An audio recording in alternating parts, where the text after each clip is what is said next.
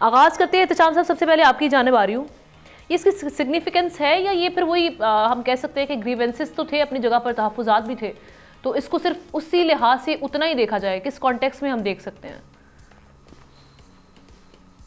हमने देखे हमेशा ये जो आप बात कर रही हैं, कोई चीज़ भी कॉन्टेक्स्ट के बगैर नहीं होती और हर चीज़ की टाइमिंग बड़ी इंपॉर्टेंट होती है। 5 माह बाद ये भुट्टो साहब मरहूम के बारे में फ़ैसला इजाफी नोट लिखने का मतलब है कि जो मौजूदा इस वक्त सियासी सूरत हाल ऑब्टेन कर रही है, प्रिवेल कर रही है, उन्होंने उसको इसके साथ लिंक करने की कोशिश की है।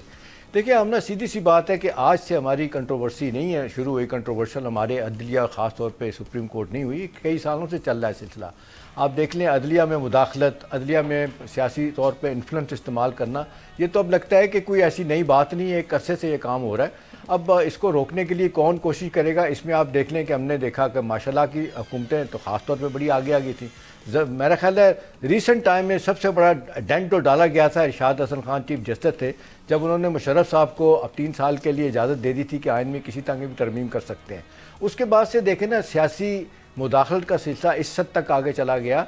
मैं बात और करना चाह रहा था लेकिन मुझे एक और बात याद आ गई, उस पर दोबारा बात करूंगा। वो अभी देख लें सिंध में क्या हुआ है। सिंध में आइनी बेंच बन गया है। अब यही तय किया गया था हर सूबे की पार्लियामेंट जो है ना जो है ना वो फैसला करेगी कि जी कब बनाना है, अपना आइनी बेंच बनाना है। वहाँ पे आपने देखा आमना के बेंच बन गया तो उन्होंने के आगा जो प्रोसिक्यूटर जनरल रहे हैं पीपल्स पार्टी के ज़माने में, उनको उन्होंने आइनी बेंच का सरबराह बना दिया। तो इरशाद हसन खान का मामला जो था जिस अंदाज से चला आगे, उसके बाद आप देखें कि फिर आगे चल के जो सिलसिला बना 1953 से मामलात ख़राब होने शुरू हैं। असल में देखा जाए हमारी अदलिया के वो कैसे हुए, आपको याद है थोड़ा बहुत, मेरा ख्याल हमारे साथ लोग जानते हैं कि ख्वाजा नाज़मुद्दीन की हुकूमत थी और गवर्नर जनरल थे उस वक्त। उन्होंने क्या किया था, उन्होंने गवर्नर साहब ने ये किया था कि जनाब उठा के गुलाम मोहम्मद साहब ने उनकी हुकूमत को हटा दिया, डिसमिस कर दिया, अपनी क्या कहते हैं काबीना को भी और आमना साथ ही असम्बली को भी तहलील कर दिया।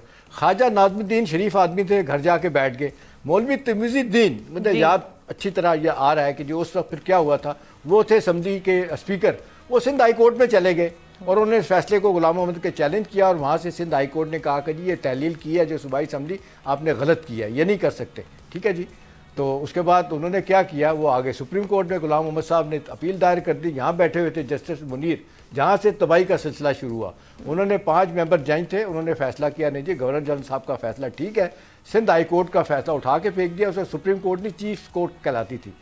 और फिर एक बंदा था 5 बेंच में जस्टिस AR कार्नेलियस, जिन्होंने इससे बड़ा इख्तलाफ किया था। तो उसके बाद तो देयर नो एंडिंग, एक मामला चलता चला गया और सियासी तौर पे मुदाखलत होती रही। फिर पार्टिजनशिप जो शुरू हुई, ज़्यादा तबाही फिरी वो रिसेंट टाइम नहीं हुई। जब आप देख लें कि पिछले कम से कम 1-1.5 साल से तो हम देख रहे हैं कि जिस तरीके से अदलिया आप देख लें डिवीजन का शिकार है, कभी 6 होते हैं, कभी 7 होते हैं। और हुकूमत ने जिस तरह प्लान किया है कि अब 34 जज लगाने हैं, ज़ाहिर है इनको भी लग रहा है कि ये जब तक हम बैलेंस नहीं करते अपनी फेवर में, अगर जजेस को नहीं लेके आते तो बड़े बड़े फैसले नहीं कर पाएंगे। तो मेरे ख्याल है हम ना देखें ना, हमारे पड़ोस में हिंदुस्तान में बहुत सारी खराबियाँ हैं, लेकिन उनका चीफ जस्टिस सुप्रीम कोर्ट और इलेक्शन कमीशन आज़ाद है, लिहाजा उनके मामलात बड़ी हद तक बेहतर हैं।